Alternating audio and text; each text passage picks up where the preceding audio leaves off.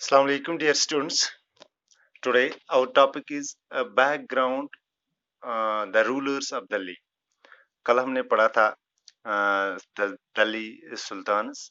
उसमें मैंने आपको इंट्रोडक्शन दिया था कि दिल्ली सुल्तान्स की ये जो चैप्टर है इसमें हमें क्या पढ़ना है। वहाँ पे मैंने आपको बताया था कि हमें इन तमाम रूलर्स का बैकग्राउंड जो है देखना है कि कैसे दिल्ली जो है कैपिटल बन गई और किस तरीके से उन्होंने अपने मुख्तलिफ रूलर जो है उन्होंने अपनी किंगडम जो है वहाँ पे बनाई और दिल्ली जो है एक कमर्शियल हब बन गया, एक इम्पोर्टेंट कमर्शियल सेंटर बन गया। तो किस तरीके से एक इम्पोर्टेंट सेंटर बन गया, कमर्शियल सेंटर बन गया, तो हमें ये भी देखना है कि कौन कौन से रूलर्स आए हैं, किसके बाद कौन सा रूलर आया है।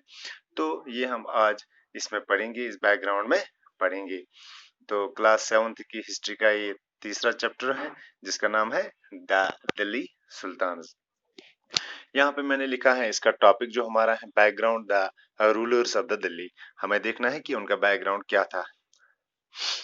Delhi first become the capital of a kingdom under the Tomaras Rajput dynasty. सबसे पहले अगर हम देखेंगे कि दिल्ली जो है कब कैपिटल बन गई है, किन के किंगडम के अंदर जो है कैपिटल बन गई है, वो है टोमाराज राजपूत। अंगापाला जो है उनका एक ये था, बादशाह था या मैं कहूँगा किंग था अंगापाला। तो उसी की किंगडम उन्होंने पहले ही वहां पे किंगडम जो है कायम किए हैं अंगापाला ने। किस डायनास्टी के वो थे? टोमाराज डायनास्टी के। उसके बाद Tomaras were defeated by Chauhans of Ajmer. क्योंकि दिल्ली के साथ ही एक और जगह है जिसका नाम अजमेर है, वहां पे चौहानस जो है ऑलरेडी रूल कर रहे थे। तो चौहानस और टोमाराज के दरमियान जो है एक लड़ाई हुई है, वहां पे चौहानस ने टोमाराज को हराया, यानी आंगापाला को हराया गया है।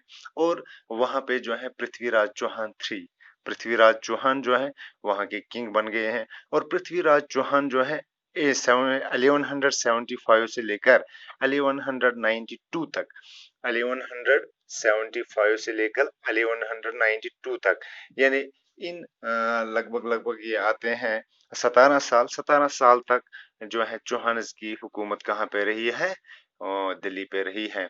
चौहानस ने किन को हराया? टोमाराज को। आंगापाला वहां का किंग था। तो ये जो पृथ्वीराज चौहान था उन्होंने उनको डिफीट दी और वो खुद अजमेर के साथ साथ उन्होंने दिल्ली पर भी कब्जा किया और दिल्ली जो है कैपिटल बन गई है अब किन की? चौहानस की। अब चौहानस की कैपिटल बन। Under them Delhi becomes N, और जब चौहान जो है दिल्ली पे रूल करने लगे, पृथ्वीराज चौहान ने इसको कमर्शियल सेंटर बनाया और उनके राज में ये एक बहुत बड़ा कमर्शियल सेंटर बन गया। वहां पे मुख्तलिफ टाइप की बिजनेस जो है होने लगी हैं। गैरिसन टाउन बन गए हैं, वो मैं बताऊंगा आपको गैरिसन टाउन किसे कहते हैं, वो हमारा दूसरा टॉपिक होगा। तो बहुत सारे बिजनेस वहां पे, बिजनेस रिलेटेड जो है ट्रेड होता था। इसके साथ जो जैना मर्चेंट्स थे, जैना मर्चेंट्स हम किनको कहते हैं? जैना मर्चेंट्स वो मर्चेंट्स है जो एग्रीकल्चर प्रोडक्शन के डीलर्स थे, डील करते थे। एग्रीकल्चर से जो कुछ भी निकलता था वो प्रोडक्शन जो है उसमें वो डील करते थे, उनको बेचते थे, खरीदते थे। तो लिव्ड देयर, वो भी वहां पे रहने लगे। किन के टाइम में, किन के पीरियड में? चौहानाज के पीरियड में, पृथ्वीराज चौहान के पीरियड में वो वहां पे रहने लगे। They constructed temples and coins were invented, coins बनाई गई हैं और वहां पे जो है टेम्पल जो है कंस्ट्रक्टेड किए गए हैं।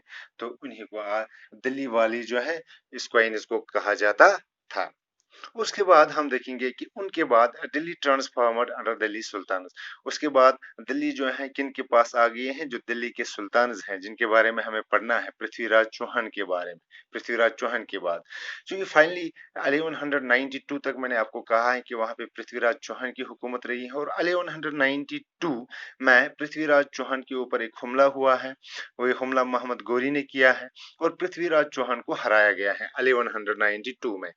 किसने हराया? मोहम्मद गोरी ने उनको, यानी वो एक टर्किश लीडर थे, वो एक टर्किश रूलर थे मोहम्मद गोरी। तो उन्होंने 1192 में उन्हें हराया और 1192 से लेकर 1192 से लेकर 1206 तक मोहम्मद गोरी जो है दिल्ली के सुल्तान बन गए। उन्होंने पृथ्वीराज चौहान को हराया है। पृथ्वीराज चौहान ने सबसे पहले किसको हराया था? अंगापाला जो टुमारा डायनास्टी का था।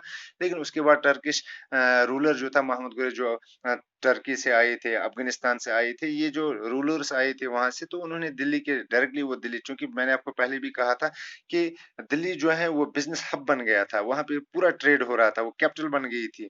तो इस तरीके से जितने भी रूलर्स नए आते थे वो पहले जो है किसको कब्जे में लेना चाहते थे? दिल्ली को लेना चाहते थे। इसी तरीके से महमूद गोरी जब आ गए हैं 1192 में, तो उन्होंने भी डायरेक्टली किस पे अटैक किया है? पृथ्वीराज चौहान पे, जो दिल्ली के उस वक्त के सुल्तान थे। और 1192 में उनके ऊपर अटैक करके दिल्ली के ऊपर कब्जा किया, और 1192 से लेकर 1206 तक वो दिल्ली के सुल्तान रहे। उसके बाद उनका ही एक स्लेव आया है जिसका नाम था कुतुबुद्दीन ऐबक, जिन्होंने कुतुब मीनार बनाए हैं। उन्होंने 1206 से लेकर 1210 तक 4 साल तक वो दिल्ली के सुल्तान रहे। उसके बाद शमसुद्दीन अल्तमश, इन्हीं की डायनास्टी में जो टर्किश रूलर्स थे, शमसुद्दीन अल्तुमश। उसके बाद उनकी बेटी आ गई है रिज़ा सुल्तान। हालांकि उस जमाने में जो एक वुमेन रूलर थी, उसके लिए ये पूरा कंट्रोल करना एक बहुत बड़ा चैलेंज होता था। लेकिन रिज़ा सुल्तान ने 1236 से लेकर 1240 तक 4 साल तक उन्होंने हुकूमत की है दिल्ली के ऊपर। उसके बाद गयासुद्दीन बाबुल आए हैं 1266 से 1287 तक। तो उसके बाद एक और डायनास्टी आ गई है। यहाँ पे मैंने आपको लिखा है Prithviraj Chauhan was defeated in 1192 by Mohammad Ghori. उसके बाद जो मेजर 5 डायनास्टीज थी जिन्होंने दिल्ली के ऊपर कम से कम 500 साल तक हुक्मरानी की है, उनमें आते हैं अर्ली टर्किश रूलर्स, जिनमें मोहम्मद गोरी हैं, जिनमें शमसुद्दीन अल्तुतमिश हैं, जिनमें रिज़ा सुल्तान हैं, गयासुद्दीन बाबुल हैं। उसके बाद जो दूसरी डायनास्टी आई है खलजी डायनास्टी।